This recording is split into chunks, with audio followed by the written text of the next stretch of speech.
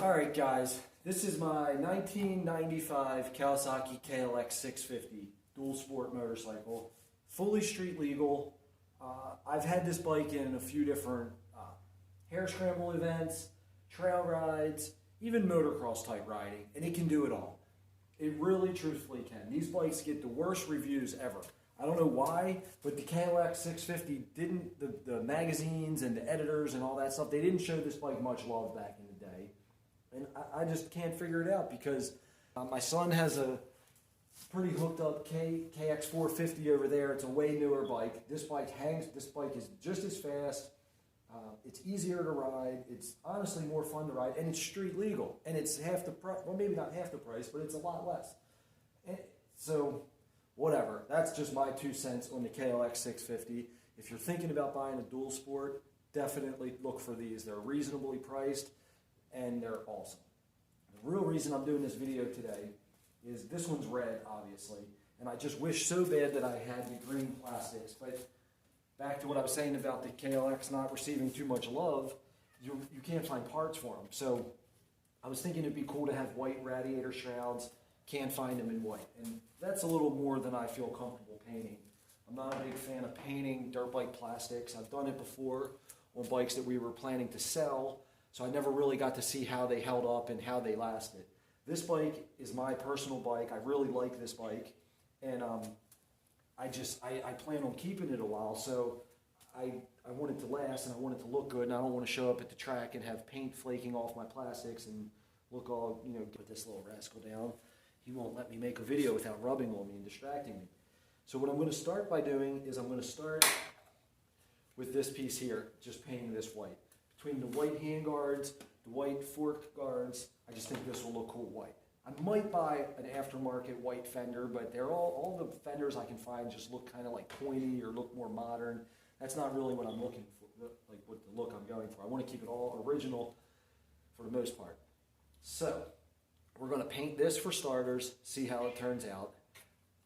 It would be nice if I could just go online and buy one. You can't find these. You can buy aftermarket ones that have like a different shape to it or whatnot. I really wanted to keep the OEM. It's Kawasaki, made in Japan. So what I'm going to do is I'm going to get my Scotch-Brite pad. I'm going to go over the whole thing thoroughly with Scotch-Brite, inside and out, all the edges.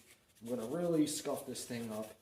And I'm going to get some primer and some spray paint, and I'm going to paint it up, and we'll see how it turns out. We'll see how it lasts.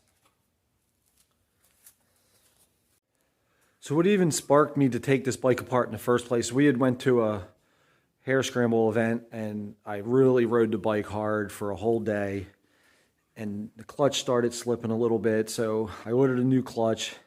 Nicholas put the new clutch in for me, and the clutch pull was really hard. Before, the clutch was butter. It felt like a brand new bike's clutch. And then after we put the new high performance clutch, it had heavier duty springs. The clutch was really hard to pull in. So then after further investigation, we realized that the clutch cable, I knew the clutch cable had been a little boogered up looking. So you can see you can't even pull the cable at all. Well, now it's coming out of the hold there. But anyway, the cable is completely froze up, which was causing the clutch to have a really hard pull. So then after that, I decided I wanted a speedometer. So when I bought the bike, the guy had tried to make it more like a dirt bike. So he had taken off the speedometer and tachometer. I thought that would just be cool to have because the bike, I don't know if the battery's hooked up. No, it's not. The bike already has a horn, which when you're on a track, like if you're in a race or whatever, it's really fun when you come up on some slower riders and you can beep the horn at them. It's fun. I've seen guys have like the honky horns like you put on like a kid's bike. This is actually cool because it's a cool sounding horn. I'll throw the battery in there and honk it for you guys so you can hear how it sounds. So I went ahead and hooked up the speedometer, and then that turned into, what else? I don't know, we decided the bike just needed kind of like a little overhaul, so we took the whole thing apart. I get excited when I actually find parts for it because they're so few and far between. Things are getting a little messy in here. I found this guy. This is a cool skid plate. It's massive. It's gonna really, anytime I get in rocky areas, I'm really concerned not having a skid plate. So got that, all new brake pads all the way around, everything that you could think of. I took the forks to SGB Racing, had them rebuilt and redone for my weight, which if you guys aren't familiar with SGB, definitely check them out. Those guys are amazing. I mean, they do fork coatings. They do a lot of pros forks and suspension. They have their own race team. They're awesome. And the craziest thing is they're very close to my house, which is nice. So pretty soon here, I'll have my KLX 650 back up. Unfortunately, it was all taken apart before I started doing YouTube videos, so I don't have a video of me taking it apart, which is kind of a bummer. I wish I would have captured all that. But again, anybody who's even considering buying one of these bikes, if you see one in your local area for sale, there's a few of them in my area on Facebook Marketplace right now that I've been looking at. I contemplate on buying them. I saw one the other day, same color as this one, sweet bike, fully street legal, remember, and the guy was asking $2,000 for it, which I think it's a lot of bike for $2,000, considering you can take it to a hare scramble and have fun on it and be competitive. So I already changed my mind since earlier this morning on this painting. It's kind of frustrating, but after more thought and talking it over with the boys, what we're going to do, instead of trying to paint this white, because I'm kind of embarrassed to paint it, I already started using the Scotch-Brite pad and took the shine off of it.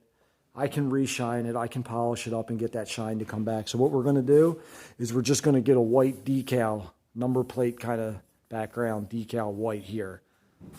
And I think that'll look a lot nicer than trying to spray paint any kind of paint, really. It doesn't matter. Just I'm not a fan of painting plastics. I was having a moment where I thought that I was going to attempt it and it was going to work, but scratch that idea. Thanks for watching this one all the way to the end. Don't forget, hit that like button. Even if you didn't like it, if you didn't like the video, hit the dislike button. Give me a couple comments. Give me even a negative comment if you want. It'll be fun. And thanks for watching all the way to the end, and have a great day, guys. Thank you.